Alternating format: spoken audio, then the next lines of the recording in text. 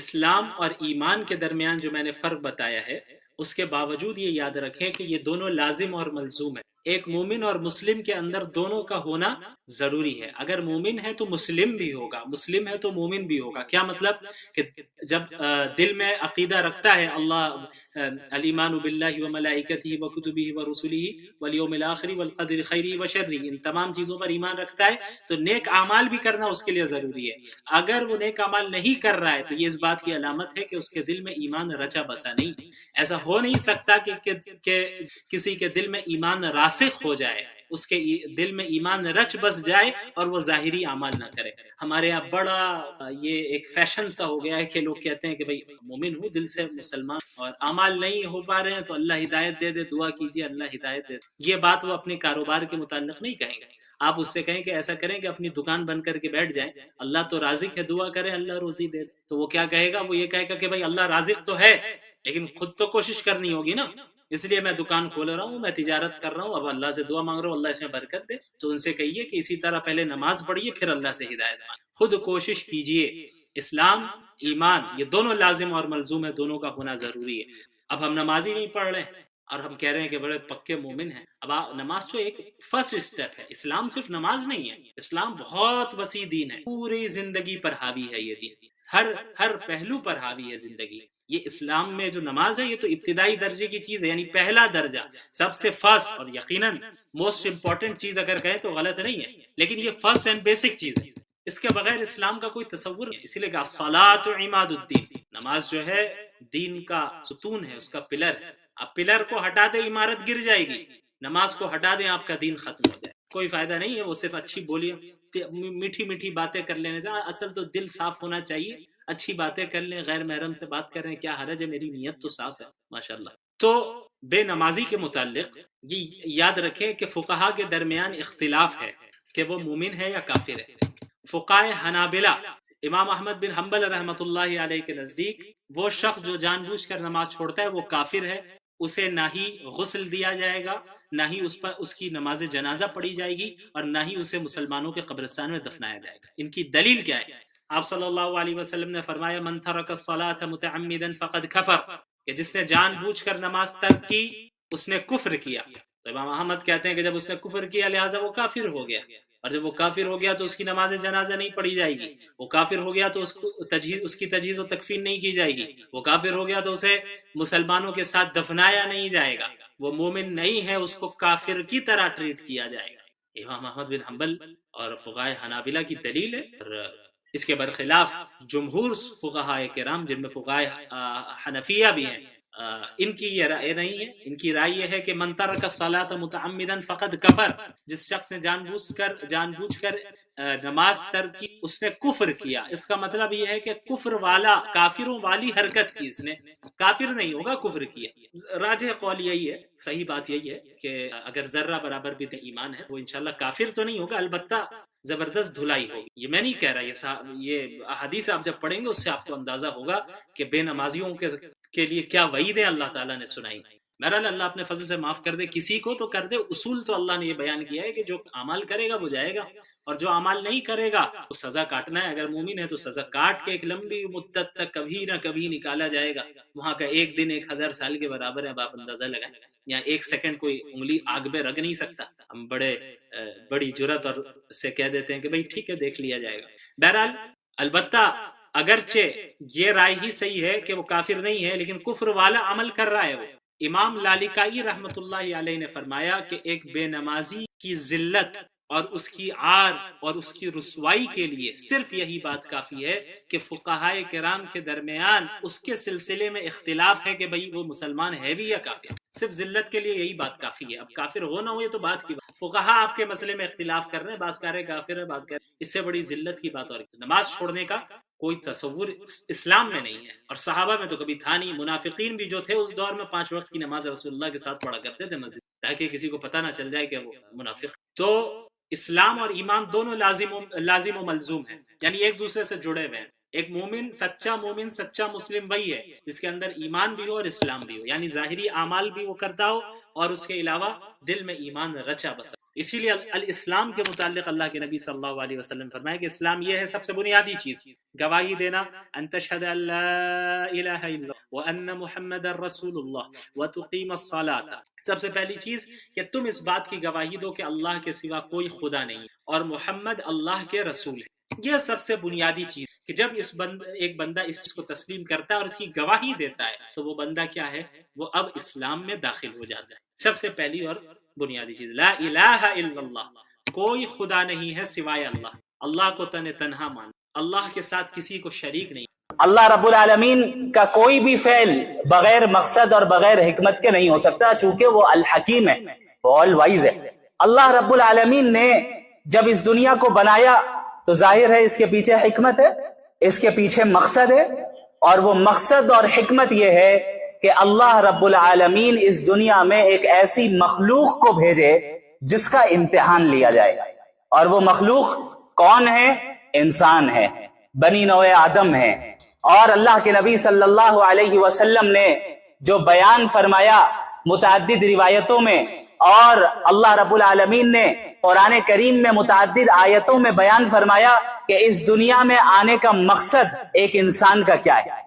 اللہ نے قرآن کریم میں سورۃ الذاریات میں فرمایا وَمَا خَلَقْتُ الْجِنَّ وَالْإِنسَ إِلَّا لِيَعْبُدُونَ، کہ ہم نے جن و انس کو پیدا ہی اس لیے کیا ہے تاکہ وہ میری عبادت کریں اور مجھے راضی کریں۔ اور عبادت کا مطلب بھی سمجھ لیجئے اچھے طریقے سے، عبادت ہر اس کام کو کہتے ہیں جو اللہ کو راضی کرنے کی غرض سے کیا جائے، اجر و ثواب کو حاصل کرنے کے لیے کیا جائے، اور شریعت کے دائرے اور شریعت کے اصول کے موافق کیا جائے، وہ عبادت ہے۔ انسان کی پوری زندگی در حقیقت عبادت ہے، ایک مومن کی پوری زندگی در حقیقت عبادت ہے۔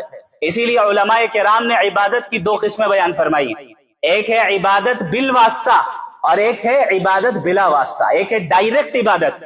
مثلا ابھی ہم نے نماز ادا کی مغرب کی، یہ جو ہم نے رکوع کیا، یہ سجدہ کیا، قرآن کی تلاوت کی، اس کا بنیادی اور ڈائریکٹ مقصد اللہ کی عبادت کرنا ہے کہ نہیں ہے؟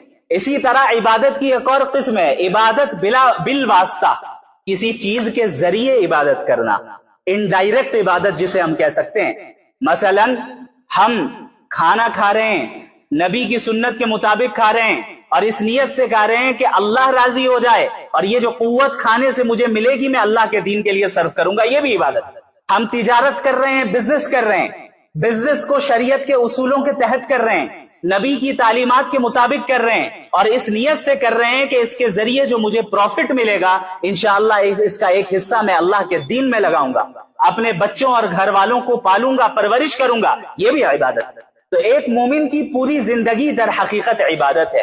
اسی لیے جو آیت شروع میں نے آپ کے سامنے تلاوت کی، اس میں اللہ رب العالمین نے نبی کریم صلی اللہ علیہ وسلم کو یہ کہنے کا حکم دیا، قل، آپ کہہ دیں، ان صلاتی، میری نماز، ونسکی، میری قربانیاں، ومحیایا، میری زندگی، ومماتی، اور میری موت، للہ رب العالمین، سب کے سب اللہ کے لیے جو تمام جہانوں کا رب ہے۔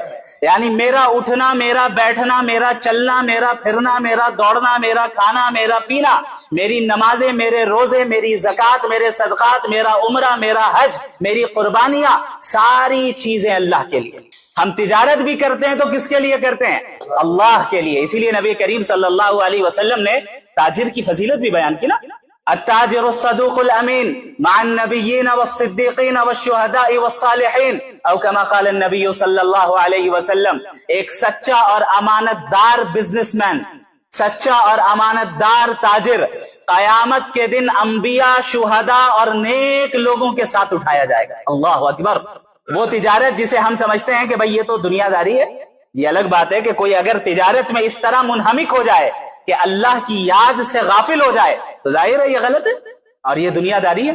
لیکن اگر تجارت بھی وہ صحیح نیت کے ساتھ، صحیح اصولوں کے ساتھ کر رہا ہے تو اللہ نے اس تجارت کو بھی عبادت کی ایک شکل دے دی، اور اس تجارت کے کرنے والے شخص جس کے اندر یہ خصوصیات ہو کہ وہ سچا ہو، دیانت دار ہو، امانت دار ہو، یہ وہ شخص ہوگا کہ قیامت کے دن انبیاء کی صفوں میں اٹھایا جائے گا، شہداء کی صفوں میں اٹھایا جائے گا، شہداء کے ساتھ اٹھایا جائے گا، صالحین کے ساتھ اٹھایا جائے گا۔ یہ کتنی بڑی فضیلت، کتنا آسان کر دیا اللہ نے ہمارے لیے اس زندگی کو۔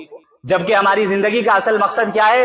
اللہ کی عبادت کرنا۔ اللہ نے ہر وقت نمازیں فرض نہیں کی کہ دن میں 24 گھنٹے ہیں تو 24 گھنٹے کے ہر منٹ نماز پڑھنا ضروری ہے۔ اللہ چاہتا تو کرتا اور اس کا حق تھا کہ وہ کرے، لیکن اس نے بندوں کا لحاظ رکھا، بندوں کے تقاضوں کا لحاظ رکھا، انسانی فطرت کا خیال رکھا، اور اللہ رب العالمین نے بالواسطہ عبادتیں بھی دے دی اور بلا واسطہ عبادتیں بھی دے دی کہ تمہاری پوری زندگی در حقیقت اللہ کے احکامات کے مطابق گزرنی چاہیے، تم کامیاب ہو جاؤ گے۔ یہ جو ہم نے کانسیپٹ بنایا ہے دین اور دنیا دو الگ الگ چیزیں، یہ دین جب نماز پڑھو تو دین، جب بازار میں تجارت کرو تو دنیا، جب اسکول اور کالج جاؤ تو دنیا، جب مسجد میں آ جاؤ تو پھر دین، یہ کانسیپٹ در حقیقت غلط ہے، اور اس کانسیپٹ نے امت کو بہت نقصان پہنچایا، اور یہی وہ کانسیپٹ ہے جس کے نتیجے میں ہمارے درمیان ایک بہت بڑا خلا پیدا ہوا ہے۔ ماڈرن ایجوکیشن کو حاصل کرنے والے جو ہمارے ینگسٹرز ہیں، یوتھ ہیں، آپ دیکھیں، اور دوسری طرف علماء کرام ہیں، ان کے درمیان کتنا بڑا گیپ ہے کہ نہیں ہے؟ یہ دین اور دنیا کے کانسیپٹ الگ الگ، دین اور دنیا کو الگ الگ کرنے کا نتیجہ ہے کہ انہوں نے یہ سمجھا کہ بھائی ان کی جو زندگی ہے، ان کے جو پریکٹیکل چیلنجز ہیں وہ الگ ہیں، ان کی زبان الگ، ان کی اصطلاحات الگ، ان کا طریقہ کار الگ۔ دوسری طرف علماء کرام جنہوں نے دینی علم حاصل کیا، لیکن وہ دنیا کے موجودہ سارے علماء کی بات نہیں کر رہا، ظاہر ہے بڑے بڑے علماء موجود ہیں الحمدللہ جو امت کی رہنمائی فرما رہے ہیں اور نوجوانوں کے مسائل کو حل کر رہے ہیں، لیکن ایک بڑا طبقہ یہ دیکھا جا رہا ہے کہ ایسا ہے مدارس میں بھی اور کالج یونیورسٹی میں بھی جو ایک دوسرے کے ساتھ کولیبوریٹ نہیں کر پا رہے ہیں خیر کے کام۔ یہ جب ان کے پاس آ رہے ہیں انہیں بددین سمجھ رہے ہیں، وہ ان کے پاس جا رہے ہیں تو انہیں بیکورڈ سمجھ رہے ہیں، یہ ان کے چیلنجز کو نہیں سمجھ پا رہے ہیں، یہ ان کے اصطلاحات اور ان کے مقام و مرتبے کو نہیں سمجھ پا رہے ہیں۔ نتیجہ کیا نکل رہا ہے؟ یہ خلا ہے، یہ گیپ، یہ دین اور دنیا کو الگ الگ کرنے کا نتیجہ ہے، جبکہ یہ دین آیا تھا اسی دنیا میں نافذ کرنے کے لیے۔ یہ دین کوئی الگ سے چند رسموں کا نام نہیں ہے، یہ دین تو دراصل دستور حیات ہے، زندگی کا دستور ہے، زندگی کا طریقہ ہے۔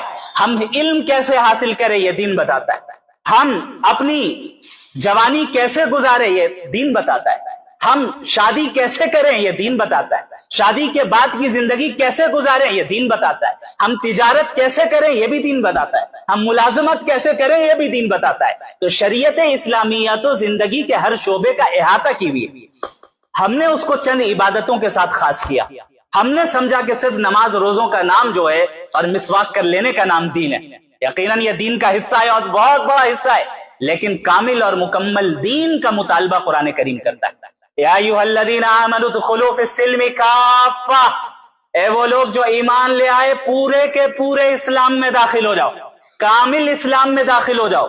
یہ نہیں کہ جب چاہا تب دین پہ عمل کر لیا اور جب چاہا تب دنیا اور معاشرے کے سٹینڈرڈز کے مطابق عمل کرنے لگ جائیں۔ یہ مطالبہ کیا کرتا ہے؟ یہ دین قرآن کریم کیا مطالبہ کرتا ہے؟ پورے دین میں آؤ، مکمل اور کامل مسلمان بنو، مکمل اور کامل دین پر عمل پیرا ہو، یہ ہے مطالبہ، یہ ہے مطالبہ۔ لیکن ظاہر ہے جب حضرت آدم علیہ السلام کو اللہ رب العالمین نے پیدا فرمایا اور پھر تمام فرشتوں کو بشمول ابلیس کو حکم ہوا کہ اللہ کے حکم ہے، اللہ کا حکم ہے کہ حضرت آدم کے سامنے جھک جاؤ، اس نے انکار کیا اور کیا کہا؟ انا خیر من، میں تو ان سے بہتر ہوں، خلقتنی من نار، آپ نے مجھے آگ سے پیدا کیا، وخلقتہ من طین، اسے تو مٹی سے پیدا کیا۔ اس نے یہ نہیں دیکھا کہ حکم کہاں سے آ رہا ہے، اس نے اپنی عقل کے گھوڑے کو دوڑایا، یہ نہیں دیکھ رہا ہے کہ اللہ کیا کہہ رہا ہے، جبکہ وہ اس بات کا علم تھا اس کے پاس کہ اللہ تمام کائنات کا خالق و مالک ہے اور اللہ کی اطاعت میں ہی کامیابی ہے، لیکن اس نے محض اپنی انا کے نتیجے میں اللہ کے حکم کا انکار کیا۔ نتیجہ کیا نکلا؟ قال فاخرج منها فانك رجیم، جاؤ اب جنت سے نکل جاؤ، جنت سے نکل جاؤ، آج سے تم مردود ٹھہرے۔ قرآن کریم کہتا ہے آج سے تم مردود ٹھہرے۔ شیطان، اللہ رب العالمین اس وقت کتنا ناراض ہیں، اس کے باوجود اللہ سے کہہ رہا ہے انظرنی الی یوم یبعثون، بس قیامت تک مجھے مہلت دے دیجئے، قیامت تک۔ شیطان بھی جانتا تھا کہ اللہ رب العالمین اگرچہ اللہ پر غضب کی صفت غالب ہے، تب بھی وہ انسان کی دعاؤں کو قبول فرماتے ہیں اور مخلوق کی دعاؤں کو قبول فرماتے ہیں، رد نہیں کرتے ہیں، رد نہیں کرتے ہیں۔ اس نے کہا انظرنی الی یوم یبعثون، بس قیامت تک مجھے مہلت دیجئے۔ میں کیا کروں گا؟ لأغوینہم اجمعین، آدم اور آدم کی اولاد کو سیدھے راستے سے ہٹا کر رہوں گا. چیلنج، یہ نہیں کہا کہ میں ہٹاؤں گا، کہا لأغوینہم اجمعین. جو عربی جانتے ہیں وہ اس اسلوب سے واقف ہے. لأغوینہم اجمعین، ضرور بالضرور ان کو سیدھے راستے سے ہٹا کر رہوں گا. یہ چیلنج کسے کر رہا ہے؟ وہ اللہ کو کر رہا ہے، اللہ کو کہہ رہا ہے میں کر کے رہوں گا. اب آپ دیکھیں، آپ نے مجھے نکال دیا، یہ تھا کبر، تکبر. جب انسان کے اندر تکبر آ جائے نا، وہ اپنے خالق کو بھی بھلا بیٹھتا ہے. فرعون کے ساتھ کیا ہوا؟ اقتدار اور حکومت کا نشہ اس پر ایسا سوار ہوا کہ اس نے اپنے آپ کو رب ڈکلیئر کیا کہ انا ربکم الاعلی، میں تمہارا سب سے بڑا رب. یہ کبر کا نتیجہ ہوتا ہے کہ انسان اسی دنیا میں اپنے آپ کو وہ کچھ سمجھنے لگ جاتا ہے جو وہ ہے نہیں، وہ کچھ سمجھنے لگ جاتا ہے جو وہ ہے نہیں. اور کبر کا نتیجہ ہوتا ہے کہ انسان بسا اوقات اللہ کے حکموں کا صریح طور پہ انکار کر بیٹھتا ہے، اور انکار کر کے وہ کفر میں مبتلا ہو جاتا ہے. اور اللہ نے فرما دیا کہ جہنم کے تعلق سے کہ وَبِئْسَ مَثْوًى لِلْمُتَكَبِّرِينَ، جہنم تکبر والوں کے لیے کتنا برا ٹھکانہ ہے، کتنا برا ٹھکانہ ہے. کبر، میں کچھ ہوں، آئی ایم سم تھنگ، مجھے کچھ آ گیا ہے، میں دوسروں سے بہتر ہوں، دوسرا سامنے والا مجھ سے حقیر ہے، میرے سامنے حقیر ہے. اب یہ کبر چاہے دنیا کے راستے سے آئے یا دین کے راستے سے آئے برابر ہے. دنیا کے راستے سے آنے کا مطلب میں اتنا مالدار ہوں، یہ غریب مجھے کیا بتائے گا؟ میرے پاس فلاں عہدہ اور فلاں منصب ہے، یہ کیا بتائے گا؟ میری اتنی عزت اور اتنی شہرت ہے، یہ کیا بتائے گا؟ یہ میرے سامنے کھڑا ہوگا، یہ میرے ساتھ بیٹھے گا. دین کے اعتبار سے میں تو تہجد گزار ہوں، یہ پینٹ شرٹ پہننے والا کیا بتائے گا؟ یہ بھی مزاج ہمارے ہیں، یہ بھی مزاج ہمارے ہیں. میں تو تہجد گزار ہوں، یہ بے نمازی مجھے کیا بتائے گا؟ یہ ہے کبر دین کے راستے سے. شیطان نے جب اللہ رب العالمین کو چیلنج کیا اور کہا لأغوینہم اجمعین، تمام کے تمام آپ کے بندوں کو میں گمراہ کر کے رہوں گا. اور یہ بھی بیان کیا جو کہ سورہ الف لام میم صاد والی جو سورت ہے، جب آپ اس کو پڑھیں گے، سورہ اعراف، اس میں آپ ان آیتوں کا بھی اضافہ دیکھیں گے جہاں اللہ رب العالمین نے شیطان کے اس قول کو نقل کیا کہ میں اس آدم یا اور اس آدم کی اولاد کے آگے سے، پیچھے سے، دائیں سے، بائیں سے، ہر جگہ سے میں اس پر حملہ کروں گا اور اسے اپنے ٹریپ میں پھنساؤں گا، اپنے جال میں پھنساؤں گا. اللہ نے کیا فرمایا؟ جاؤ جو کرنا ہے کر لو، لیکن الا عبادک منہم المخلصین. شیطان خود اعتراف کر رہا ہے کہ میں گمراہ کروں گا، لیکن چند مخصوص بندے ہیں جن پر میری چلے گی نہیں، چند مخصوص بندے ہیں جن پر میری چل نہیں سکے گی. اللہ نے بھی فرما دیا کہ جاؤ میں تمہیں اختیار دے رہا ہوں، قیامت تک کے لیے تمہیں موت نہیں آئے گی، جو کرنا ہے کرو، اور جس پر تمہیں کنٹرول حاصل کرنا ہے کوشش کر لو، کر تو لوگے، لیکن میرے نیک اور اصلاح کرنے والے بندوں کو گمراہ نہیں کر سکتے. اللہ رب العالمین نے بیان فرمایا. اب جس دن حضرت آدم کے سامنے شیطان نے جھکنے سے منع کیا اور اللہ رب العالمین کے سامنے یہ چیلنج کیا اور یہ باتیں بیان فرمائی، یہ باتیں بیان کی، شیطان نے اس دن سے نئے نئے الگ الگ حربے اور طریقے اختیار کیے انسانوں کو گمراہ کرنے کے لیے. ہر زمانے میں کوئی نیا شوشہ، کوئی نیا فتنہ وہ اٹھاتا اور بڑے ہی دلکش نعروں کے ساتھ اٹھاتا تاکہ لوگ شرک میں مبتلا ہو جائیں، کفر میں مبتلا ہو جائیں، اللہ کی نافرمانی میں مبتلا ہو جائیں اور اللہ کی اطاعت سے انحراف کرنے لگ جائیں، دین سے پھر جائیں. شیطان نے کوششیں کی ہر زمانے میں، اور اللہ رب العالمین نے ہر زمانے میں اپنی جانب سے نبی کو بھیجا.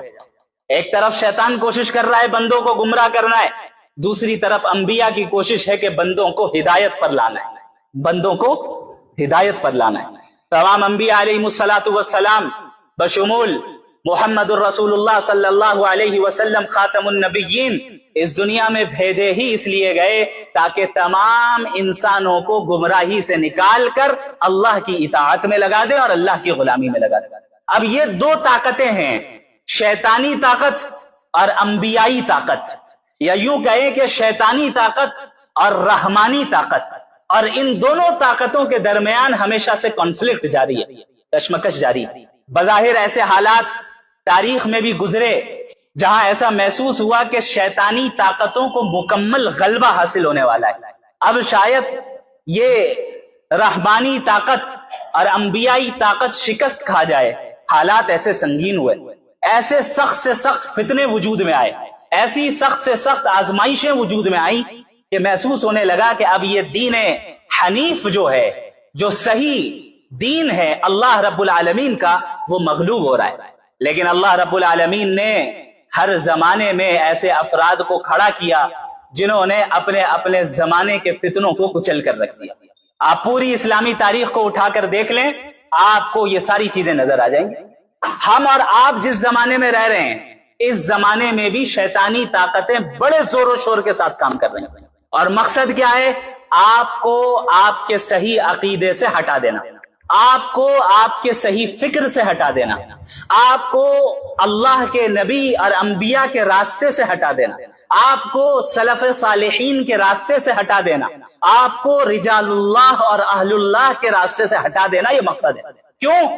کیونکہ اس نے یہ چیلنج دیا ہے کہ ہمیں انہیں گمراہ کرنا ہے، اس کی وجہ سے میں جہنم میں جا رہا ہوں، چونکہ میں نے اس کے سامنے میں جھکا نہیں، لہٰذا یہ سبب بنا، حالانکہ وہ اپنی گمراہی کا خود سبب ہے، خود وجہ ہے، اس نے یہ عزم کر لیا کہ اب تو گمراہ کرنا ہے۔ اب آپ موجودہ زمانے کے فتنوں کو اگر پاسٹ کے فتنوں کے ساتھ کمپیئر کرنے جائیں تو بظاہر ایسا ہی محسوس ہوتا ہے کہ اس زمانے کے فتنے زیادہ خطرناک ہیں، اور نبی کریم صلی اللہ علیہ وسلم کی احادیث سے بھی اس کا ثبوت ملتا ہے۔ بعض روایتوں میں ہے کہ آنے والا ہر دن پچھلے دن کے مقابلے میں زیادہ پرفتن اور زیادہ شر والا ہوگا، زیادہ شر والا ہوگا۔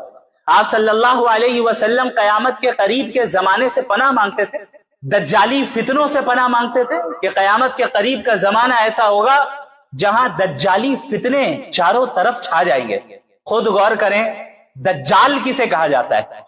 دجال، دجل کہتے ہیں دھوکے کو، ڈیلیوژن کو، اور دجال کہتے ہیں بہت زیادہ دھوکہ دینے والا، حق کو باطل بنا کر دکھانے والا، باطل کو حق بنا کر دکھانے والا، یہ ہے دجال۔ تو یہ جو دجل و فریب باطل طاقتیں انجام دیتی ہیں، دجال کا زمانہ ایسا زمانہ ہوگا جو دجل و فریب کی بالکل پیک پر ہوگا، عروج پر ہوگا، انتہا پر ہوگا۔ اسی لیے نبی کریم صلی اللہ علیہ وسلم نے فرمایا کہ جب دجال آئے گا اس کے ایک ہاتھ میں جنت اور ایک ہاتھ میں جہنم، اور آپ نے فرمایا کہ جو جنت ہے وہ در حقیقت آگ ہے، اور جو آگ ہے وہ در حقیقت جنت ہے۔ یعنی صحیح کو غلط، غلط کو صحیح، بینیفیشیل چیز کو نقصان دہ بنا کر دکھانا اور نقصان دہ چیز کو بینیفیشیل بنا کر دکھانا۔ اب آپ بتائیے، جس زمانے میں ہم اور آپ رہ رہے ہیں جہاں مغربی تہذیب اور ویسٹرن سویلائزیشن کو اور ویسٹرن آئیڈیالوجیز کو پورا غلبہ حاصل ہے، کیا آج باطل افکار اور باطل آئیڈیالوجیز کو حق بنا کر دکھایا جا رہا ہے کہ نہیں دکھایا جا رہا ہے؟ باطل افکار کو اب تو ہیومن رائٹس قرار دے دیا گیا کہ بھائی ایک انسان ہے، ایک مرد ہے، ایک عورت ہے، زنا کرنا چاہے اپنے کنسنٹ سے کر رہے ہیں، اپنی رضامندی سے کر رہے ہیں، جائز ہے، اس کا رائٹ ہے، لیگل ہے، کوئی اس کو روک نہیں سکتا۔ آپ کون ہوتے ہیں روکنے والے؟ کوئی کھلے عام اللہ کی بغاوت کر رہا ہے، اللہ سے بغاوت کر رہا ہے، کھلے عام فسق و فجور میں مبتلا ہے، آپ نہیں روک سکتے، یہ آپ کا رائٹ نہیں ہے، یہ اس کا رائٹ ہے کہ وہ جو کرنا چاہے کرے۔ اور پوری دنیا میں اس وقت بشمول بہت سے متعدد سیدھے سادھے بھولے بھالے مسلمان اس ٹریپ میں پھنسے ہوئے، اس جال میں پھنسے ہوئے۔ مغربی تہذیب اب اپنی آئیڈیالوجیز کے ذریعے در حقیقت ہمارے ایمان کو کھوکھلا کر رہی ہے، ہمارے عقائد کو کھوکھلا کر رہی ہے، ہمیں لبرلزم کی طرف لے جا رہی ہے۔ کون سی لبرٹی؟ وہ لبرٹی جو در حقیقت اللہ سے بغاوت کرنے کے اوپر لیبل لگا دیا گیا اس کا۔ اب آپ شراب کی بوتل پہ زمزم لکھ دیں یا زمزم کا لیبل لگا دیں اور لکھ دیں الحرمین الشریفین، تو وہ پانی، وہ بوتل زمزم تھوڑی ہوگا، وہ شراب ہی رہے گی۔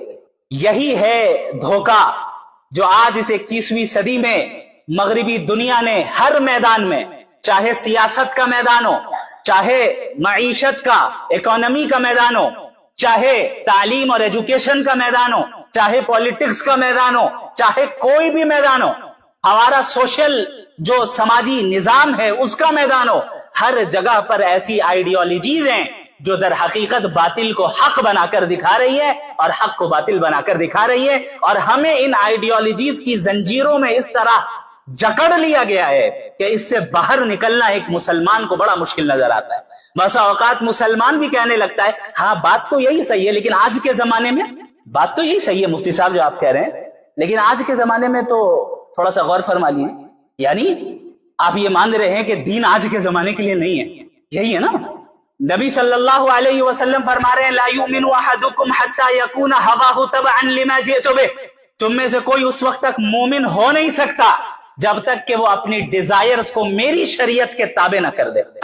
اس کی خواہشات، اس کی چاہت، اس کی ڈیزائرز نبی کی تعلیمات کے موافق ہو، اس کے مخالف نہ ہو.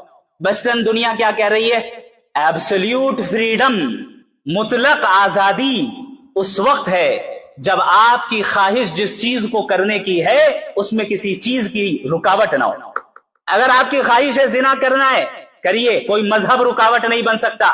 اگر مذہب کی وجہ سے رک رہے ہیں، آپ بیکورڈ ہیں، کنزرویٹو ہیں، اور آپ در حقیقت غلامی میں مبتلا ہے. آپ کو سودی لین دین کرنا ہے، سودی لین دین کیجئے بڑے شوق سے.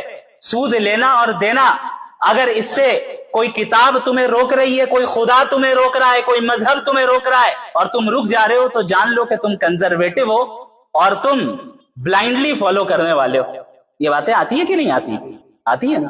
اب آپ بتائیے ہم حقیقی دجال کے خروج کے زمانے سے کتنا قریب ہیں؟ یہ سارے فتنے تو در حقیقت ہیں، بلکہ وہ محبت عقلی محبت ہے، عقلی بنیادوں پر لاجیکلی یہ چیز ہے کہ ہم اللہ کے نبی صلی اللہ علیہ وسلم سے محبت کرتے ہیں. عقل کا تقاضا ہے کہ ہم اللہ کے نبی صلی اللہ علیہ وسلم سے محبت کریں. کیوں؟ کیونکہ آپ اگر دنیا والوں کو دیکھیں کہ ایک شخص دوسرے سے محبت کیوں کرتا ہے، اس کی کیا وجوہات ہیں، کیا اسباب ہیں، تو بنیادی طور پر 3 ریزنز ہمیں نظر آئیں گے. 3 وجوہات ایسی ہیں جن کی بنیاد پر اس دنیا میں کسی دنیا کے دوسرے ہی شخص سے محبت کی جاتی ہے. وہ 3 ریزنز کیا ہیں، 3 وجوہات کیا ہیں؟ سب سے پہلی وجہ ہے کہ جس سے محبت کی جا رہی ہے اس سے ہم نے محبت اس کے احسان کی بنیاد پہ کیا، کہ کسی شخص نے کسی دوسرے پر احسان کیا ہوا ہے، تو جس پر احسان کیا گیا اسے ایک عقیدت ہو گئی، ایک محبت اس شخص سے جس نے اس کے اوپر احسان کیا ہے. دوسری وجہ کیا ہوتی ہے کہ ہم کسی کے اخلاق سے اور اس کے کردار سے متاثر ہو کر اس سے محبت کرنے لگتے ہیں، اس کے کیریکٹر سے متاثر ہو کر ہم محبت کرنے لگتے ہیں. یہ دوسری وجہ ہوئی. اور تیسری وجہ کیا ہے کہ ہم سامنے والے کی خوبصورتی کو دیکھ کر اس سے محبت کرنے لگتے ہیں. یہ 3 بنیادی وجوہات ہیں کہ اس دنیا میں ان وجوہات میں سے کسی ایک وجہ سے یا زیادہ سے زیادہ 2 وجہ سے، بہت کم ایسے سچویشنز ہیں جہاں پر تینوں وجہ پائی جائے اور اس سے انسان محبت کرتا ہے. تو اب ہم ان تینوں چیزوں کو رسول اللہ صلی اللہ علیہ وسلم کی زندگی میں دیکھتے ہیں، اور جب ہم اللہ کے نبی صلی اللہ علیہ وسلم کی زندگی کا مطالعہ کرتے ہیں اور ان کی شخصیت کو دیکھتے ہیں اور جانتے ہیں، تو ہمیں معلوم چلتا ہے کہ رسول اللہ صلی اللہ علیہ وسلم کی ذات میں یہ تینوں چیزیں بیک وقت موجود ہیں. ایٹ اے ٹائم یہ تینوں ریزنز موجود ہیں اور بدرجہ اتم موجود ہیں. مثال کے طور پر سب سے پہلی جو ریزن ہم نے بتائی وہ ہے احسان. کوئی کسی پر احسان کرے تو ہمیں اس سے محبت ہوتی ہے. اب آپ مجھے یہ بتائیں کہ ہم تو کوئی انسان اگر چھوٹا موٹا احسان بھی کرے تو اس سے متاثر ہو کر اس سے محبت کرنے لگتے ہیں، لیکن اللہ کے رسول صلی اللہ علیہ وسلم سے زیادہ بڑا احسان پوری انسانیت پر کس نے کیا؟ کسی نے نہیں. پوری انسانیت تاریکی میں، گمراہی میں مبتلا تھی، جہنم کے دہانے پر کھڑی تھی، لیکن اللہ کے رسول صلی اللہ علیہ وسلم کی بعثت ہوتی ہے اور آپ صلی اللہ علیہ وسلم کے ذریعے سے اللہ تعالیٰ نے پوری انسانیت کو راہ دکھائی. اگر اللہ کے رسول صلی اللہ علیہ وسلم نہیں آتے تو کیا ہمیں زندگی گزارنے کا طریقہ معلوم ہوتا؟ نہیں معلوم ہوتا. اور خصوصاً آپ جب ان واقعات کا مطالعہ کریں جب اللہ رب العالمین نے محمد الرسول اللہ صلی اللہ علیہ وسلم کو بعض ایسے اختیارات دیے کہ اگر آپ کہیں تو آپ کے دشمنوں کو ابھی ہلاک کر دیا جائے، ختم کر دیا جائے. طائف کا واقعہ ہم سب جانتے ہیں کہ کس طریقے سے اللہ کے نبی صلی اللہ علیہ وسلم کو طائف میں لہو لہان کیا گیا، ان کے پیچھے اوباشوں کو لگایا گیا، ان پر پتھراؤ کیے گئے، اور آپ صلی اللہ علیہ وسلم کے جسم سے خون بہتا رہا، یہاں تک کہ اللہ رب العالمین نے فرشتے کو بھیجا. صحیح روایت ہے، صحیح حدیث ہے، جس سے معلوم چلتا ہے کہ اللہ نے یہ اختیار دیا محمد الرسول اللہ صلی اللہ علیہ وسلم کو کہ اگر آپ چاہیں تو طائف والوں کو ابھی ختم کر دیا جائے، ابھی ختم کر دیں.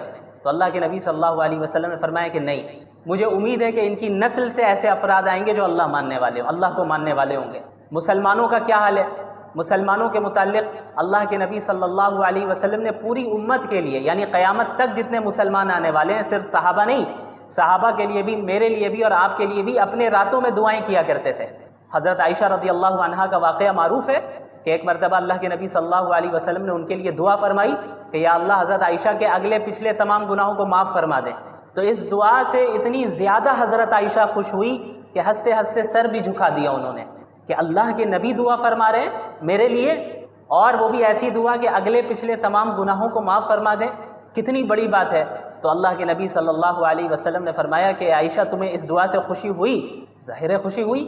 تو اللہ کے نبی صلی اللہ علیہ وسلم نے فرمایا کہ خدا کی قسم یہ وہ دعا ہے جو میں اپنی پوری امت کے لیے ہر وقت مانگتا ہوں، یعنی میرے لیے اور آپ کے لیے بھی اللہ کے نبی صلی اللہ علیہ وسلم یہ دعا مانگا کرتے تھے۔ یہ دعا آپ صلی اللہ علیہ وسلم اللہ رب العالمین سے مانگا کرتے تھے۔ ہم لوگوں پر کتنے احسانات اللہ رب العالمین نے اللہ کے نبی صلی اللہ علیہ وسلم کے ذریعے کروائے۔ اب آپ ایک جو اللہ کے نبی صلی اللہ علیہ وسلم نے کیا فرمایا، ایک صحیح روایت میں ہے کہ ہر نبی کو ایک دعا دی گئی، ایسی دعا جسے اللہ کبھی ریجیکٹ نہیں کرے گا، یعنی انبیاء کی دعا تو ایسی قابل قبول ہوتی ہے، لیکن اللہ رب العالمین اس بات کا پابند نہیں ہے کہ وہ نبی کی ہر دعا کو قبول کر لے۔ اللہ کرے گا، اپنے فضل سے کرے گا، اللہ تو کسی کا پابند نہیں ہے، لیکن اللہ رب العالمین نے ہر نبی کو ایک ایسی دعا دی ہے جس کے متعلق اللہ نے خود فرمایا کہ یہ ایک ایسی دعا ہوگی جسے میں ریجیکٹ نہیں کروں گا۔ تو انبیاء نے، پچھلے انبیاء نے ان دعاؤں کا استعمال کیا، حضرت نوح علیہ السلام نے بھی اور دیگر انبیاء نے بھی۔ حضرت نوح علیہ السلام 950 سال تک انہوں نے اپنی قوم میں دعوت کا کام کیا، لوگوں کو اسلام کی طرف بلایا، لیکن ماننے والے بہت تھوڑے رہے، ہر طرح سے کوشش کی، لیکن نہ ماننے والے جو تھے انہوں نے ہر طرح سے انہیں تکلیف پہنچائی۔ آخر کار حضرت نوح نے دعا کی کہ اللہ اب انہیں ہلاک کر دیں، اب انہیں ختم کر دیں، اور پھر اللہ رب العالمین نے انہیں ہلاک کیا، کیونکہ ایک ایسی دعا انبیاء کو ملی جو کبھی ریجیکٹ نہیں ہوتی۔ اللہ کے نبی محمد الرسول اللہ صلی اللہ علیہ وسلم نے کیا فرمایا کہ اس دعا کو میں نے ابھی تک اس دنیا میں استعمال نہیں کیا ہے، اس آپشن کو میں نے ابھی تک استعمال نہیں کیا، حدیث کا مفہوم ہے، اس کو میں نے قیامت کے دن کے لیے رکھا ہے کہ میں اس دن اپنی امت کے لیے سفارش کروں گا۔ اے اللہ، آپ نے مجھے ایک دعا دی ہے، ایک ایسا موقع دیا ہے کہ جس کو آپ کبھی ریجیکٹ نہیں کریں گے۔ یہ اس کو، حالانکہ اللہ کے نبی صلی اللہ علیہ وسلم سے زیادہ کسی نبی کو تکلیف نہیں پہنچائی گئی، جتنے انبیاء آئے سب سے زیادہ تکلیف اگر کسی کو پہنچائی گئی ہے تو وہ محمد رسول اللہ صلی اللہ علیہ وسلم، سب سے زیادہ تکلیف ہر اعتبار سے۔ تو اللہ کے نبی صلی اللہ علیہ وسلم چاہتے تو دنیا ہی میں اس کا استعمال کر لیتے۔ یہ دعا بھی مانگی جا سکتی تھی کہ یا اللہ معاملہ آسان فرما دے اور کوئی میری مخالفت نہ کرے، معاملہ آسان فرما دے، مجھے تکلیف نہ دی جائے، میرے گھر والوں کو شہید کیا جا رہا ہے، تکلیف پہنچائی جا رہی ہے، صحابہ کو شہید کیا جا رہا ہے، یہ نہ ہو، یہ بھی مانگی جا سکتی تھی یہ دعا۔ لیکن اللہ کے نبی صلی اللہ علیہ وسلم نے اس آپشن کو محفوظ رکھا، بچا کے رکھا کہ قیامت کے دن پوری امت کے لیے سفارش کروں گا، کہ آپ نے جو یا اللہ آپشن دیا تھا، اختیار دیا تھا، وہ میں آج اختیار کرتا ہوں، اور میری امت کو جو ہے اپنے فضل سے اس کی مغفرت فرما دے۔ تو یہ اس سے بڑا احسان پوری انسانیت پر کیا ہو سکتا ہے؟ اس سے بڑا احسان کوئی ہو سکتا ہے؟ آپ صلی اللہ علیہ وسلم نے فرمایا کہ میری اور تمہاری مثال اس شخص کی طرح ہے جو ایک آگ جلائے اور آگ پر پروانے گر رہے ہو، جو کیڑے آتے ہیں پروانے گرتے ہیں، روشنی کی طرف جاتے ہیں، آگ کی طرف، ان پروانوں کو تو نہیں معلوم کہ یہ آگ ہے، وہ قریب جائیں گے جل جائیں گے، وہ تو صرف روشنی دیکھ کے قریب جا رہے ہیں، اور وہ شخص ان پروانوں کو آگ سے دور کرتا رہتا ہے، زبردستی ہٹاتا ہے۔ اللہ کے نبی صلی اللہ علیہ وسلم نے فرمایا کہ میری اور تمہاری مثال بھی یہی ہے کہ تم جہنم میں کودے جا رہے ہو اور میں تمہاری کمر سے پکڑ کر تمہیں جہنم سے دور کر رہا ہوں، کہ تمہیں تو وہ روشنی نظر آ رہی ہے، تمہیں وہ جو دنیا کی چمک دمک ہے، جو زیب و زینت ہے، وہ تمہیں اٹریکٹ کر رہی ہے، تم اس کے قریب جا رہے ہو، لیکن اس کا نقصان کیا ہونے والا ہے تم ابھی نہیں جان رہے۔ وہ اسی شخص کی طرح، اسی پروانے کی طرح ہے جو روشنی دیکھ کر آگ پر کی طرف جاتا ہے، لیکن جب آگ میں گر جائے تب پتہ چلتا ہے کہ یہ تو آگ ہے، جل کر ختم ہو گئے۔ ایک بچہ اگر کہیں چھت میں ہو اور وہ کنارے کی طرف جائے تو ماں باپ فوراً اسے روکتے ہیں اسے۔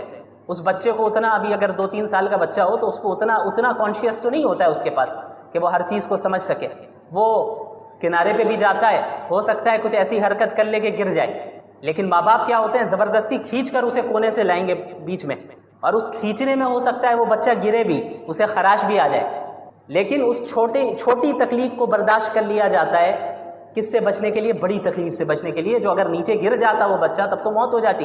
اسی طرح اللہ کے رسول صلی اللہ علیہ وسلم پوری انسانیت کو جہنم کے دہانے پہ جو انسانیت کھڑی ہے اور بس گرنے ہی والی ہے، اس کو انسانوں کو کمر سے پکڑ پکڑ کر دور کر رہے ہیں، انہیں بچا رہے ہیں کہ بھائی کہاں جا رہے ہو، کیا کر رہے ہو، کس چیز سے اٹریکٹ ہو رہے ہو، تم اپنا نقصان کیوں کر رہے ہو؟ یہ بڑا نقصان ہے۔ اسی لیے اب اسلامی احکامات بعض ایسے ہوتے ہیں جو ہو سکتا ہے ہمیں اپنی خواہش کو دبانا ہو اور اسلامی حکم کو فالو کرنا پڑے، کچھ تکلیف ہو ظاہری طور پہ، تو یہ اس تکلیف کی وہی حیثیت ہے جو ماں باپ جب اس بچے کو کھینچ رہے ہیں تو کھینچتے وقت جو ہاتھ میں خراش آ جائے۔ تو اب آپ بتائیں، ہاتھ میں خراش آ گئی، تکلیف لگی، تو کیا ماں باپ ظالم ہو گئے؟ ظالم تو نہیں ہوئے، بلکہ محسن ہوئے۔ کیوں؟ کیونکہ آگے جو بڑی تکلیف تھی اس کے مقابلے میں یہ خراش آنا کوئی بڑی بات نہیں ہے، معمولی بات ہے۔ اسی طرح جہنم کی آگ میں جلنا اور اس میں جانا یہ اتنی بڑی تکلیف ہے اور اتنی بڑی مصیبت ہے کہ اگر اس سے بچنے کے لیے دنیا میں چند تکلیفوں کو برداشت کرنا پڑ رہا ہے تو اس کی کوئی حیثیت نہیں ہے اس تکلیف کے سامنے۔ تو اللہ کے نبی صلی اللہ علیہ وسلم نے پوری زندگی انسانیت کو جہنم کی آگ سے بچانے میں صرف کیا، اور اس طرح آپ صلی اللہ علیہ وسلم مصروف رہے اور اتنے متفکر رہتے کہ قرآنی آیتیں نازل ہوئی کہ لعلک باخع نفسک علی آثارہم ان لم یؤمنوا بہذا الحدیث اسفا۔ آپ اتنے متفکر ہیں، اتنے پریشان ہیں کہ کیا اگر یہ ایمان نہیں لائیں گے تو آپ اپنے آپ کو فکر میں ہلاک کر دیں گے؟ یعنی آپ اتنے زیادہ فکر میں مبتلا رہتے، اتنے متفکر رہتے کہ کیسے لوگ اسلام قبول کریں، کیونکہ حق تو یہی ہے، اس کے بغیر اگر موت آ گئی تو پھر جہنم ہے، کوئی اور آپشن نہیں ہے ان کے پاس۔ تو اللہ کے نبی صلی اللہ علیہ وسلم اس فکر میں گھلتے رہتے کہ کس طریقے سے میں پیغام پہنچا دوں، کس طریقے سے لوگ اسلام میں داخل ہوں، اور اتنے زیادہ متفکر ہوئے کہ اللہ کو یہ آیت اللہ نے نازل فرمائی کہ آپ کیا اپنے آپ کو فکر میں مبتلا کر کر کے ہلاک کر دیں گے؟ آپ نے تبلیغ کر دی، آپ نے بات پہنچا دی، بس آپ متفکر نہ ہو، ایمان لانا نہیں لانا ان کا کام ہے، ان کے اعمال اور عقائد کی بنیاد پہ ان کے ساتھ فیصلہ کیا جائے گا۔ تو ایک ایسے نبی جنہوں نے پوری انسانیت کی اپنے سے زیادہ اور اپنے گھر والوں سے زیادہ فکر کی، کیا اس سے بڑا احسان کوئی ہو سکتا ہے؟ تو اگر دنیا میں ہم کسی سے احسان کی بنیاد پر محبت کرتے ہیں تو رسول اللہ صلی اللہ علیہ وسلم کی ذات اس بات کی زیادہ مستحق ہے کہ ہم احسان کی بنیاد پہ ان سے محبت کریں۔ یہ ایک پہلی وجہ ہے۔ دوسری وجہ، کسی کے اخلاق سے متاثر ہو کر، کسی کے کیریکٹر سے متاثر ہو کر ہم اس سے محبت کرتے ہیں۔ اب آئیے اس چیز کو بھی اللہ کے نبی صلی اللہ علیہ وسلم کی زندگی میں دیکھ لیں۔ آپ صلی اللہ علیہ وسلم کے متعلق صحابہ نے کیا فرمایا کہ آپ صلی اللہ علیہ وسلم لوگوں میں سب سے بہترین اخلاق والے تھے، ان سے زیادہ بہتر اخلاق والا کوئی نہیں تھا۔ حضرت انس رضی اللہ عنہ تقریباً 9-10 سال تک جو ہے انہوں نے آپ صلی اللہ علیہ وسلم کی خدمت میں وہ رہے، آپ کی خدمت کی۔ وہ فرماتے ہیں کہ اس پوری مدت میں کبھی ایسا نہیں ہوا کہ آپ صلی اللہ علیہ وسلم نے مجھ سے اف تک کہا ہو۔ ہمارے یہاں کوئی کام کر رہا ہو، کوئی ہمارے گھر کا خادم ہو، تو ہمارا کیا سلوک رہتا ہے؟ اگر اس سے غلطی سے کوئی چیز گھر میں ٹوٹ جائے تو ہم تو قیامت کھڑی کر دیتے ہیں، سیلری کاٹ دیتے ہیں اور یہ کر لیتے ہیں وہ کر لیتے ہیں، مختلف طریقے اختیار کرتے ہیں۔ آپ صلی اللہ علیہ وسلم کے متعلق حضرت انس فرما رہے ہیں کہ کسی چیز میں ڈانٹنا تو دور کی بات، اف تک نہیں کہا، اور یہ بھی نہیں کہا کہ فلاں کام میں نے کرنے کو کہا تھا تم نے کیوں نہیں کیا، یا فلاں کام تم نے کیوں کر دیا میں نے تو اس سے منع کیا تھا، یہ بھی نہیں کہا۔ اس طرح آپ صلی اللہ علیہ وسلم کے اخلاق تھے۔ یہی اخلاق گھر والوں کے ساتھ بھی، ایسا نہیں کہ صرف باہر۔ عموماً ہمارے ساتھ کیا ہوتا ہے کہ ہم باہر کے لوگوں کے ساتھ اچھے سے سلوک کرتے ہیں، گھر میں جو ہے ہمارے معاملات اچھے نہیں رہتے۔ اللہ کے نبی صلی اللہ علیہ وسلم نے کیا فرمایا؟ خیرکم خیرکم لأہلہ وانا خیرکم لأہلی۔ تم میں سب سے بہترین شخص وہ ہے جو اپنے گھر والوں کے ساتھ اچھا سلوک کرے، اپنی گھر والی کے ساتھ اچھا سلوک کرے، اور تم میں سب سے زیادہ اپنی گھر والی کے ساتھ اچھا سلوک کرنے والا میں ہوں۔ یعنی میری اتباع کرو اس چیز میں بھی کہ اپنے گھر والوں کے ساتھ بھی حسن سلوک، ان کے ساتھ بھی بد اخلاقی کے ساتھ پیش نہیں آنا۔ حضرت عائشہ رضی اللہ عنہا سے مروی ہے غالباً کہ صحیح روایت ہے کہ اللہ کے رسول صلی اللہ علیہ وسلم کے متعلق فرمایا گیا کہ ما ضرب رسول اللہ صلی اللہ علیہ وسلم خادما له ولا امرأة ولا ضرب بيده شيئا، کہ آپ صلی اللہ علیہ وسلم نے پوری زندگی میں نہ کسی اپنے خادم پر ہاتھ اٹھایا، نہ کسی عورت پر ہاتھ اٹھایا، اور انسانوں کو مارنا تو ہاتھ اٹھانا تو دور کی بات، کسی چیز کو بھی ہاتھ سے نہیں مارا۔ اب ہمارے یہاں کیا ہوتا ہے، ہمیں غصہ آ جائے تو ہم کیا کرتے ہیں کہ چیزوں کو اٹھا پٹک کرنا شروع کر دیتے ہیں، اللہ کے رسول صلی اللہ علیہ وسلم کے متعلق فرمایا جا رہا ہے کہ کسی عورت کو مارنا، کسی انسان کو مارنا یہ تو ہوا ہی نہیں، اور یہ تو دور کی بات، آپ نے کسی چیز کو بھی ہاتھ سے بھی دھکا نہیں دیا کہ دھکا دے کر یا کسی چیز کو مارا ہو، ہاتھ سے ایسا نہیں کیا۔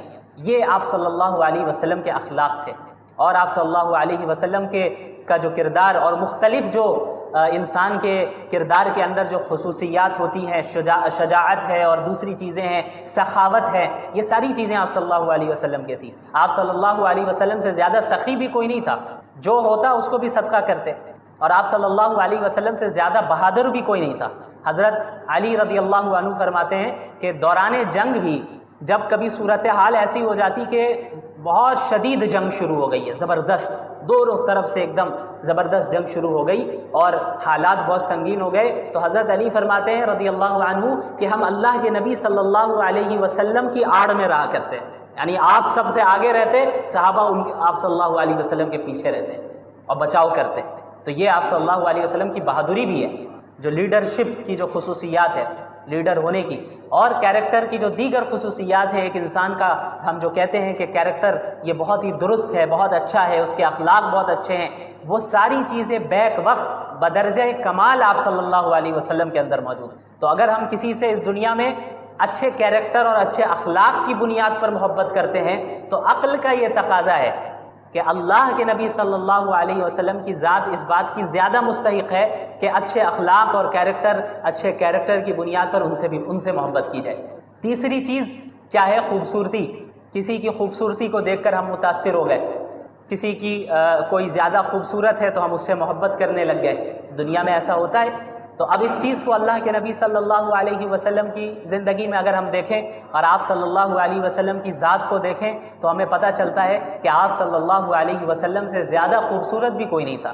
صحابہ نے جہاں یہ فرمایا کہ آپ صلی اللہ علیہ وسلم سے زیادہ با اخلاق کوئی نہیں تھا، وہیں یہ بھی فرمایا کہ آپ صلی اللہ علیہ وسلم سے زیادہ خوبصورت بھی کوئی نہیں تھا۔ ایک مرتبہ رات کی وقت اللہ کے نبی صلی اللہ علیہ وسلم رات کے وقت باہر تشریف لاتے ہیں تو ایک صحابی فرماتے ہیں کہ میں آپ کو دیکھ رہا ہوں اور چاند کو دیکھ رہا ہوں، آپ کو دیکھ رہا ہوں اور چاند کو دیکھ رہا ہوں کہ کون زیادہ خوبصورت ہے۔ تو اس سے آپ اندازہ لگائیں کہ اللہ کے نبی صلی اللہ علیہ وسلم کتنے زیادہ خوبصورت ہے۔ اور بعض اسلامی شعراء نے یہ اشعار بھی گئے کہ وَأَحْسَنَ مِنْكَ لَمْ تَأْنِ۔ ایک مظلوم اگر اپنے ظلم کی داستان کسی کو سنا رہا ہے یا مثلا جو ظالم اس پر ظلم کر رہا ہے اس ظالم کی شکایت وہ مظلوم کسی سے کر رہا ہے تو یہ غیبت میں داخل نہیں ہے، بلکہ یہ مظلوم کا حق ہے کہ وہ حق کے لیے آواز اٹھائے، کہ اس پر جو ظلم ہو رہا ہے اور جو زیادتی ہو رہی ہے اس کے خلاف وہ آواز اٹھائے، اور اس آواز اٹھانے میں وہ اگر ظالم کی برائی بیان کر رہا ہے اور اس نے جو ظلم و زیادتی اس پر ڈھائی ہے اس کو بیان کر رہا ہے تو یہ چیز غیبت میں ہرگز داخل نہیں ہے، یہ اس کا حق ہے۔ اس کے بعد یہود کے دعوے کی تردید کی جاتی ہے۔ یہودیوں کا دعویٰ تھا کہ انہوں نے حضرت عیسیٰ علیہ السلام کو قتل کر دیا، سولی پر چڑھا دیا، تو اللہ تعالیٰ نے اس کی تردید کی اور فرمایا کہ وما قتلوہ وما صلبوہ ولکن شبہ لہم، کہ ان لوگوں نے، ان یہودیوں نے نہ ہی حضرت عیسیٰ کو قتل کیا اور نہ ہی انہیں سولی پر چڑھایا، بلکہ اللہ تعالیٰ نے انہیں آسمان میں حفظ و امان کے ساتھ اٹھا لیا۔ بر رفعہ اللہ الیہ، اللہ تعالیٰ نے زندہ ہی حضرت عیسیٰ کو آسمان میں اٹھایا۔ جیسا کہ میں نے کہا تھا کہ اہل السنت والجماعت کا یہ عقیدہ ہے کہ حضرت عیسیٰ علیہ السلام اس وقت بھی آسمان پر موجود ہیں، یعنی زندہ موجود ہے، جس طرح ہم اور آپ زندہ ہے، اور قیامت کے قریب زمانے میں ان کا نزول ہوگا اور وہ دجال کا مقابلہ کریں گے۔ لیکن یہودیوں کو یہ شبہ ہو گیا کہ بھئی انہوں نے انہیں قتل کر دیا، قتل سولی پر چڑھایا انہوں نے کسی اور کو، وہ حضرت عیسیٰ نہیں تھے، لیکن وہ سمجھ بیٹھے کہ یہی حضرت عیسیٰ ہے۔ بہرحال اس کے بعد پھر کرسچنز کے عقیدہ تثلیث کی بھی تردید اللہ تعالیٰ نے کی، یعنی جو ٹرینٹی کا عقیدہ ہے، ٹرینٹی کا نظریہ ہے کہ ان میں سے بعض فرقوں کا یہ کہنا ہے کہ العیاذ باللہ اللہ تعالیٰ کے 3 اجزاء ہیں، ایک جز فادر کا ہے، ایک جز ہولی اسپرٹ کا ہے اور دوسرا جز حضرت عیسیٰ کا ہے، اور ان تینوں کے مجموعے کا نام گاڈ ہے، خدا ہے، العیاذ باللہ۔ تو اللہ تعالیٰ نے منع کیا اور اس کی تردید کی، ولا تقولوا ثلاثہ، ٹرینٹی کے عقیدے کے قائل نہ ہو، عقیدہ تثلیث کے قائل نہ ہو، اللہ صرف ایک ہے، اور اللہ کی ذات اس چیز سے پاک ہے کہ وہ کسی کو بیٹا بنائے یا اپنا شریک بنائے۔ بہرحال اس میں حضرت عیسیٰ علیہ السلام کے متعلق ہی پھر اس صورت میں ذکر ہوتا ہے۔ پھر اس کے بعد کلالہ کی میراث کا حکم ہے۔ کلالہ ایسے شخص کو کہتے ہیں جس کی کوئی نہ اولاد بھی نہ ہو اور والدین بھی نہ ہو، تو اب اس کی وراثت کا کیا کیا جائے گا، اس کی تفصیلات بتائی جا رہی ہے کہ ایک بہن ہو تو اسے نصف دیا جائے گا، یعنی جو کچھ بھی وہ چھوڑ کر گیا ہے، اور اس کے علاوہ 2 یا 2 سے زیادہ بہنیں ہوں تو پھر 2/3 حصہ ملے گا، 2/3 ملے گا، اور بھائی ہو تو پھر بھائی کو وراثت مل جائے گی، بھائی بہن دونوں ہو تو مذکر مؤنث کا جو یہ قاعدہ ہے کہ بھائی کو، بیٹے کو یعنی لڑکے کو دگنا ملے گا لڑکی کے مقابلے میں، کیونکہ فائنینشیل جو ذمہ داری ہے وہ اللہ تعالیٰ نے لڑکوں پر دی ہے، عورتوں پر نہیں دی ہے، تو اس لیے مردوں کو دگنا دیا جاتا ہے، لڑکے کو دگنا دیا جاتا ہے اور اس کے مقابلے میں آدھا اس کو عورت کو دیا جاتا ہے، کیونکہ مرد کو اپنے اوپر بھی خرچ کرنا ہے، اور ماں باپ ہے تو ان پر بھی خرچ کرنا ہے، اولاد ہے تو ان پر بھی خرچ کرنا ہے، بیوی ہے تو اس پر بھی خرچ کرنا ہے، تو کیا ہے کہ اب اس کے اوپر بوجھ ہے فائنینشیل، تو اس لیے اس کو ہلکا کرنے کے لیے اللہ تعالیٰ نے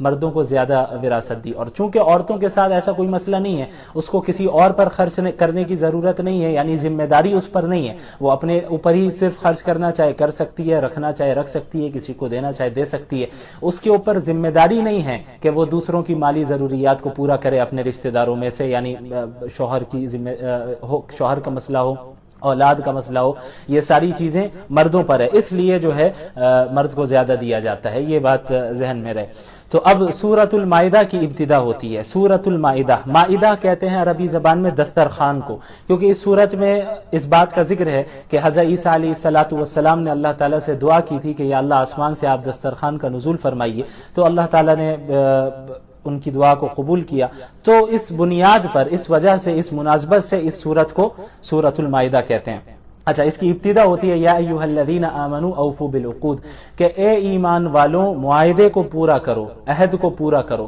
خلاف ورزی نہ کرو، تم نے کوئی ایگریمنٹ کر رکھا ہے تو اس کو پورا کرنا ہے۔ اب دیکھیں، معاہدات کی 2 قسمیں ہو سکتی ہے، ایک معاہدہ تو وہ ہے جو اللہ اور بندوں کے درمیان ہے، کہ ہم نے اللہ سے معاہدہ کر رکھا ہے کہ ہم اللہ کے دین پر عمل کریں گے، اللہ کے احکامات پر عمل کریں گے، اور اللہ نے جن چیزوں سے ہمیں روکا ہے ان چیزوں سے بچیں گے، تو ان معاہدات کو بھی پورا کرنے کا حکم ہے۔ اور اس کے علاوہ وہ معاہدات جو بندوں سے کرتے ہیں، لوگوں کے درمیان آپس میں ایک دوسرے کا جو معاملات ہوتے ہیں، لین دین کا مسئلہ ہے، اس میں جو معاہدہ اور ایگریمنٹس کرتے ہیں ہم، تو اس کی بھی جو ہے اس کا بھی لحاظ رکھنا اور اس کو پورا کرنا ضروری ہے۔ عہد کی خلاف ورزی کرنا یہ بہت بڑا جرم ہے، اور یہ ایک مومن کی شان نہیں ہے کہ وہ معاہدے اور ایگریمنٹ کی خلاف ورزی کرے۔ اس کے بعد پھر اللہ تعالیٰ نے بعض ایسی چیزوں کا ذکر کیا جو کہ اللہ تعالیٰ نے حرام قرار دیا ہے، جیسے حرمت علیکم المیتہ والدم ولحم الخنزیر وما اہل لغیر اللہ بہ۔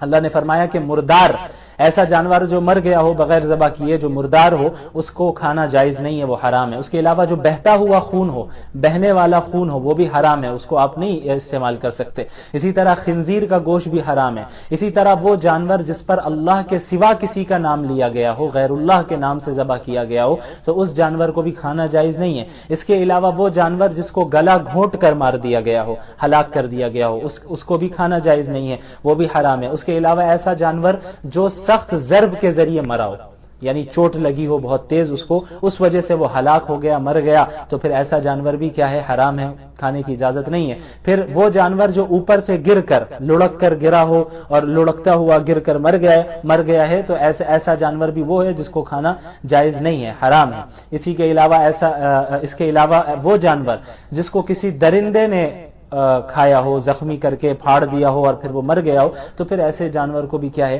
کہ کھانا جائز نہیں ہے۔ ہاں، حالت اضطرار میں، یعنی ایسی صورت آپ کے سامنے آ گئی کہ اب یہی مردار ہیں یا یہی ایسی قسم کے جانور ہے اور آپ کے علاوہ کھانے کو آپ کے پاس کچھ نہیں ہے اور آپ بالکل مرنے کے قریب ہیں، تو جان بچانے کے لیے بقدر ضرورت حرام چیز سے یعنی اس کو استعمال کیا جا سکتا ہے، لیکن اتنا ہی استعمال کیا جا سکتا ہے جس سے آپ کی جان بچے، بس۔ اور اس کی اجازت ہے صرف جان بچانے کے لیے، یعنی اس کے علاوہ آپ کے پاس اور کوئی آپشن نہیں ہے، تب اللہ نے اس کی اجازت دی۔ اس کے بعد ایک بہت ہی اہم آیت ہے جس میں اللہ نے تکمیل دین کا اعلان کیا ہے۔ اللہ تعالیٰ نے فرمایا کہ الیوم اکملت لکم دینکم واتممت علیکم نعمتی ورضیت لکم الاسلام دینا، کہ آج ہم نے تم پر اس دین کو مکمل کر دیا ہے اور اپنی نعمت کو تم پر مکمل کر دیا ہے، اور تمہارے لیے اسلام کو ایز اے ریلیجن میں نے پسند کر لیا ہے، ایز اے دین ہم نے سلیکٹ کر لیا ہے. یعنی اس آیت کا جو نزول ہوا آپ کو معلوم ہونا چاہیے، یہ عرفات، میدان عرفات میں اس آیت کا نزول ہوا، اور احکام کے اعتبار سے سمجھیں کہ آپ یہ آخری آیت ہے، اس کے بعد کوئی نیا حکم نازل نہیں ہوا اور کوئی چیز منسوخ نہیں ہوئی. اس میں یہ اللہ تعالیٰ نے بتایا کہ آج کے دن آپ پر مکمل ہو گیا ہے، مسلمانوں آپ سب پر مکمل ہو گیا. تو اس کا مطلب یہ ہوا کہ اب اس دین میں حذف و اضافے کی گنجائش نہیں ہے، اس دین سے کسی چیز کو اب نکالا نہیں جا سکتا اور کسی باہر کی چیز کو اس دین میں ایڈ نہیں کیا جا سکتا. یعنی جس طرح رسول اللہ صلی اللہ علیہ وسلم پر یہ دین مکمل ہو گیا، صحابہ کے زمانے میں یہ دین مکمل ہو گیا، اسی کو فالو کرنا ہوگا. اس میں کسی حکم کو ہم ایڈ بھی نہیں کر سکتے اور کسی حکم کو ہم ختم بھی نہیں کر سکتے. ختم کرنا تو دور کی بات ہے، وہ تو کوئی سوال ہی نہیں ہے. اس کے علاوہ بدعات سے بھی بچنے کی جو ہے ہمیں اس سے ہمیں پتہ چل جاتا ہے کہ جب اللہ نے دین کو مکمل کر لیا تو بعد میں الگ سے ہم کوئی چیز بنا کر اسے دین کا حصہ بتائے، یہ بات غلط ہے. کیونکہ جب اللہ نے دین کو مکمل کر دیا تو اب کسی چیز کو ایڈ کرنے کی اس میں ضرورت نہیں ہے. اس کے بعد اللہ تعالیٰ نے مسلمانوں کو حکم دیا کہ ہمیشہ عدل و انصاف سے کام لینا. یا ایھا الذین آمنوا کونوا قوامین للہ شہداء بالقسط، کہ ہمیشہ جب بھی فیصلہ کرو، جب بھی کوئی کام کرو تو پھر وہ عدل و انصاف کے ساتھ کرنا. اور ایسا نہ ہو کہ دشمنی کی بنیاد پہ تم عدل و انصاف کے خلاف کام کر رہے ہو، دوستی کی بنیاد پہ عدل و انصاف کے خلاف کام کر رہے ہو. نہیں، کوئی بھی مسئلہ ہو عدل و انصاف کو تھامے رکھنا. اس کے بعد یہود و نصارہ کے ایک دعوے کی تردید کی جاتی ہے. وقالت الیہود، آیت نمبر 18 سورہ مائدہ، وقالت الیہود والنصارى نحن ابناء اللہ واحباؤہ. یہود و نصارہ کہتے ہیں ہم تو اللہ کے بیٹے ہیں، اللہ کے محبوب ہیں. یہود و نصارہ کا بڑا دعویٰ تھا یہ بنی اسرائیل کا کہ چونکہ ہمارے یہاں انبیاء بہت کثرت سے بھیجے گئے ہیں، ہم انبیاء کی اولاد ہیں، اس لیے اللہ تعالیٰ ہم سے ناراض نہیں ہوگا. یعنی اگر ہم نے کوئی غلطی کی بھی تو اللہ تعالیٰ ہم سے ناراض نہیں ہوگا، ہم تو اللہ کے محبوب بندے ہیں، ہم اللہ انبیاء کی اولاد ہیں. تو اللہ تعالیٰ نے ان کے عقیدے کی تردید کی. ایسا نہیں ہوگا. کامیاب صرف وہ ہوگا جس کے عقائد درست ہوں گے اور اعمال درست ہوں گے. یعنی انبیاء کی اولاد میں سے ہو جانا یہ کافی نہیں ہے، بلکہ ایمان اور اعمال صالحہ کا ہونا ضروری ہے. عقائد کا درست ہونا اور اعمال کا درست ہونا یہ بہت ضروری ہے، اس کے علاوہ نجات ممکن نہیں ہے. اس کے بعد آیت نمبر 27 میں آئیے، وَاتْلُ عَلَيْهِمْ نَبَأَ ابْنَيْ آدَمَ بِالْحَقِّ. اس میں حضرت آدم علیہ السلام کے دو بیٹوں کا ذکر ہے، حابیل اور قابیل کا. حضرت آدم علیہ السلام کی جب اولاد پیدا ہوتی حضرت حوا سے تو وہ جڑواں اولاد پیدا ہوا کرتی تھی، یعنی ایک بیٹا اور ایک بیٹی ایک ساتھ پیدا ہوتے. تو یہ جو ایک ساتھ پیدا ہو رہے ہیں ان کا آپس میں نکاح کرنا جائز نہیں تھا. یہ حقیقی بھائی بہن سمجھے جاتے تھے حضرت آدم کی شریعت کے اعتبار سے. اور پھر اگلی بار جب حمل سے دوسری اولاد پیدا ہوتی اور ایک بیٹا اور ایک اور بیٹی ساتھ میں ایک ساتھ پیدا ہوتی تو پہلی اولاد کا اس اولاد کے ساتھ نکاح کرنا جائز تھا. یعنی جو دو ایک ساتھ پیدا ہو رہے ہیں لڑکا اور لڑکی، وہ ان آپس میں نکاح نہیں کر سکتے تھے. اب جو بعد میں پیدا ہو رہے ہیں ان کے ساتھ ان کا نکاح ہوتا تھا حضرت آدم کی شریعت میں. تو جو یہ قابیل تھا، قابیل کے ساتھ جو لڑکی پیدا ہوئی تھی وہ زیادہ خوبصورت تھی. قابیل کے ساتھ جو لڑکی پیدا ہوئی تھی وہ زیادہ خوبصورت تھی، لیکن اصول کے اعتبار سے قابیل اس لڑکی سے نکاح نہیں کر سکتا تھا کیونکہ وہ ساتھ میں پیدا ہوئے ہیں اور وہ حقیقی بھائی بہن ہوئے. اب جو حابیل ہیں اور ان کے ساتھ جو لڑکی پیدا ہوئی اس لڑکی سے قابیل کا نکاح ہوتا اور قابیل کے ساتھ جو لڑکی پیدا ہوئی اس کا نکاح حابیل سے ہوتا. لیکن قابیل کو یہ بات پسند نہیں آئی کہ حابیل کا نکاح اس سے کیسے ہوگا، مجھے یہ لڑکی پسند ہے، مجھے اس سے نکاح کرنا ہے. تو معاملہ بہت زیادہ حد سے آگے بڑھا. پھر آخر میں کیا ہوا کہ قابیل نے حابیل کو قتل کر دیا اور یہ جو ہے اس روئے زمین کا سب سے پہلا قتل تھا. یہ مختصراً میں نے ذکر کیا. اس کے بعد پھر چند سزاؤں کا ذکر ہے کہ جو جرائم بعض لوگ کرتے ہیں ان کی سزا کیا ہو. اسی طرح چوری کی سزا، والسارق والسارقة فاقطعوا أيديهما، آیت نمبر 38، والسارق والسارقة فاقطعوا أيديهما جزاء بما كسبا نكالا من الله، کہ جو چور ہو چاہے مرد ہو یا عورت اس کے ہاتھ کو کاٹا جائے گا. اب بظاہر اس پر اعتراض کیا جاتا ہے کہ بھئی یہ تو اتنا سخت قانون ہے. اچھا یہ بھی یاد رہے کہ ایک اسپیسیفک اماؤنٹ ہے، اس اماؤنٹ کے برابر یا اس سے زیادہ اگر چوری کر رہا ہے تبھی یہ سزا نافذ ہوگی، اس سے کم میں نہیں. اس کے علاوہ چوری بھی ایسی ہو کہ آپ نے کسی محفوظ جگہ سے چوری کیا ہو، یعنی چلتے پھرتے راستے سے ہاتھ سے کوئی چیز چھین کر لے جائے تو یہ سرقہ میں داخل نہیں ہے، بلکہ کوئی چیز آپ نے محفوظ جگہ پہ رکھا ہے، اس چیز کو رکھا ہے اور پھر چور آئے اور پلاننگ کے ساتھ وہاں سے نکال کر لے کر چلا جائے تو یہ چوری ہے اور اس پر جو ہے حد نافذ ہوگی ہاتھ کٹنے کی. تو بعض لوگ اعتراض کرتے ہیں کہ بھائی اتنا سخت اتنی سخت سزا کیوں؟ یہ انسانی حقوق کے خلاف ہے۔ تو یہ وہ ایسے لوگ ہیں جو اپنے ملک میں ہی جرائم کو روک نہیں پاتے ہیں، ایسی حکومتیں، بڑی بڑی حکومتیں ہیں جو اپنے کنٹریز میں جرائم کو روک نہیں پاتی ہیں، وہ کیونکہ ان کے یہاں اتنی آزادی دی گئی ہے، اتنی آزادی دی گئی کہ وہ جرائم کا جو ریشو ہے وہ بڑھتا ہی چلا جا رہا ہے۔ اسلام نے ان لاز کو یقیناً سخت رکھا ہے، اور سخت رکھنے کی وجہ ہی یہ ہے کہ جرائم پر قابو پایا جائے۔ یعنی اگر سزا سخت نہیں ہوگی تو کیسے جرائم پر آپ قابو پائیں گے؟ اب مثلا یہ ہاتھ کاٹنے کا مسئلہ ہے، تو ایسا نہیں ہوگا اگر آپ اسلامی حکومت کو دیکھیں، کہیں اسلامی حکومت قائم ہو جائے اور وہاں پہ یہ ہاتھ کاٹنے کا بھی جو ہے یہ سزا بھی نافذ ہو جائے، تو ایسا نہیں ہوگا کہ آپ دیکھیں گے کہ ہر گھر میں کسی کا ہاتھ کٹا ہوا ہی ہے، ایسا نہیں ہوتا، بلکہ ہاتھ کٹتا ہے کسی ایک دو چور کا ہی اور پورا ملک باز آ جاتا ہے۔ مقصد یہی ہے کہ سزا ایک دو پر نافذ ہوگی، لیکن سزا اتنی سخت ہو کہ جو چور ہے وہ چوری کرنے کا ارادہ ہی چھوڑ دے، یہی اصل مقصد ہے سزاؤں کا۔ بہرحال اس کے بعد پھر یہود و نصارہ سے دلی دوستی کی ممانعت کی گئی کہ یا ایھا الذین آمنوا لا تتخذوا اليہود والنصارى اولیاء، کہ اے ایمان والو یہود و نصارہ کے ساتھ دلی دوستی نہ کرو۔ جیسا کہ پہلے بھی گزرا، میں نے اس کی تفصیل بتائی کہ ظاہری جو رکھ رکھاؤ کے لیے تعلق ہونا چاہیے وہ رکھ سکتے ہیں، اور ان کے ساتھ حسن سلوک کے ساتھ ہی پیش آنا ہے۔ اگر وہ ایسے ہیں جو اسلام کے خلاف سازش نہیں کر رہے ہیں، عام جو نان مسلمز ہیں ان کے ساتھ اچھی طرح پیش آنا ہے، ان کی مدد بھی کرنی ہے، انہیں دین کی دعوت بھی دینی ہے، سب اپنی جگہ پر۔ لیکن غیر مسلموں کے ساتھ جو دلی تعلق ہوتا ہے، جو دلی دوستی ہوتی ہے، یہ رکھنا جائز نہیں ہے۔ اس کے بعد مرتدین کا ذکر ہے۔ مرتد کسے کہتے ہیں؟ جو اپنے دین سے پھر جائے، یعنی اسلام لے آیا، ایمان لے آیا، بعد میں وہ پھر ایمان سے پھر گیا، اسلام سے پھر گیا اور کسی دوسرے مذہب کو اختیار کر لیا اس نے، یا ایتھزم کو اختیار کر لیا، تو ایسے شخص کو مرتد کہتے ہیں۔ ان کے متعلق اللہ تعالیٰ نے صراحتاً فرما دیا یا ایھا الذین آمنوا من یرتد منکم عن دینہ فسوف یأتی اللہ بقوم یحبهم ویحبون اذلۃ علی المؤمنین عزۃ علی الکافرین، کہ اے ایمان والو تم میں سے کوئی بھی اپنے دین کو چھوڑ کر اگر پھر جائے گا تو اللہ تعالیٰ ان کے بدلے میں ایک ایسی قوم کو کھڑا کر دے گا جو اللہ سے محبت کرے گی اور اللہ بھی ان سے محبت کریں گے۔ کیا مطلب؟ کہ اگر تم میں سے کوئی دین کو چھوڑ کر چلا جا رہا ہے تو پھر اس سے آپ اسلام کو کوئی نقصان نہیں پہنچا رہے، اس سے آپ اللہ تعالیٰ کو ہرگز کوئی نقصان نہیں پہنچا رہے۔ اگر آپ اسلام سے پھر جا رہے ہیں تو آپ محض اپنا نقصان کر رہے ہیں اور کسی کا نہیں، اور آپ چلے جائیں گے تو آپ کو کیا لگ رہا ہے کہ اللہ کا اور کوئی نہیں ہے آپ کے سوا؟ آپ دین سے پھر جائیے، اللہ تعالیٰ ایسی قوم کو کھڑا کر دے گا جو آپ سے زیادہ دین پر عمل کرنے والی ہوگی اور اللہ سے محبت کرنے والی ہوگی، وہ اللہ تعالیٰ ان سے محبت کرنے والا ہوگا، اور اللہ کے دین پر عمل کرتے ہوئے انہیں کسی کی ملامت کا خوف نہیں ہوگا کہ بولنے دو جو بول رہے ہیں، ہم تو اللہ کے دین پر عمل کرتے رہیں گے۔ تو یہ بات ذہن میں رہے۔ اس کے بعد آپ صلی اللہ علیہ وسلم کو تبلیغ دین کی تاکید کی جا رہی ہے کہ یا ایھا الرسول بلغ ما انزل الیک من ربک، اے اللہ کے رسول صلی اللہ علیہ وسلم آپ پر جو کچھ نازل ہو رہا ہے آپ کے رب کی جانب سے اس کی تبلیغ کیجئے، اسے لوگوں تک پہنچائیے۔